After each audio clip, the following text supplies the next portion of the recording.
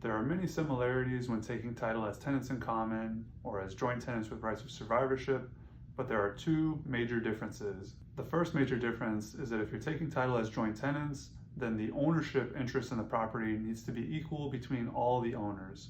So if there's two owners, then they need to own the property 50-50.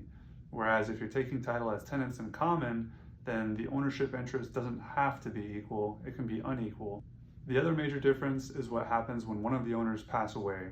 With a tenancy in common, if one of the owners passes away, then that owner's ownership interest in the property would pass on to that owner's beneficiaries. Whereas if the owners own the property as joint tenants with rights of survivorship, if one of the owners passes away, then the other joint tenants automatically inherit the deceased joint tenant's ownership interest in the property.